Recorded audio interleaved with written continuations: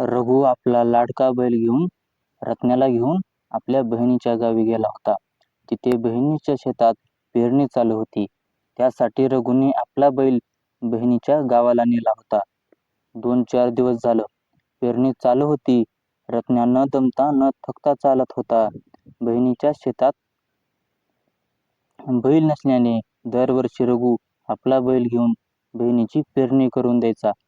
त्याच्या बहिणीची पेरणी 2-4 दिवसात उरकली तसा तो आपल्या गावाकडे निघाला. तो बैल घेऊन मधल्या पांदण रस्त्याने गावाकडे जाणार होता. रत्न्या बैल आणि मालक दिवस मावळतीच्या टायमाला आपल्या गावाकडे निघाले.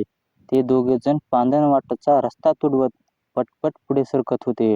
रात्रीच्या अंधारामुळे पांदण वाटेवर काय दिसत नव्हते आणि रघुने येताना बहिणीच्या घरून पैसे पण आणले होते. त्याला ते पैसे शेतीच्या कामासाठी लागणार होते. रघु आपला रत्न्या बैल घेऊन पारमध्ये काळोख अंधारात आला. दाट झाडी आणि या झाडीत दोघेजण रघुच्या येण्याची वाटच बघत होते. रघु जसा जवळ आला तसा रघुला त्यांनी थांबवला अन दरडावून बोलू लागले, तुझ्याकडे पैसे असले तर गपगुमान दे, नाहीतर तुझं काही खरं नाही. त्या माणसांनी तोंडाला बांधले होते. त्यांच्या हातात काट्या होत्या. ते रात्रीच्या अंधारात खूप भयंकर दिसत होते. त्यांचं ते रौद्र रूप बघून रघु खूप घाबरला. रघुला तर घामच फुटला.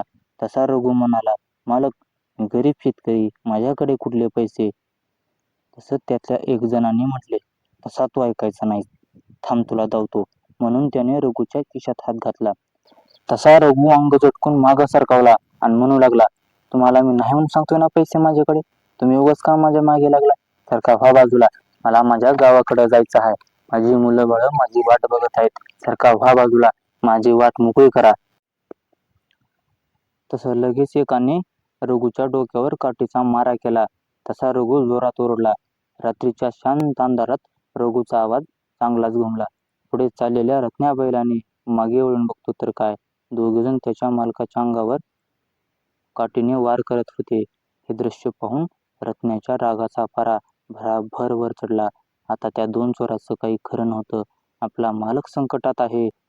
त्या रत्न्या बैलाने ओळखले. तसा तो मागचा पुढचा विचार न करता आपल्या मालकावर काठीचा मारा करणाऱ्या एकाला रत्न्याने उचलून फिरवून आपटले. रघुवर हल्ला करणाऱ्या त्या दुसऱ्या चोराला पण जोरदार मुसंडी मारली.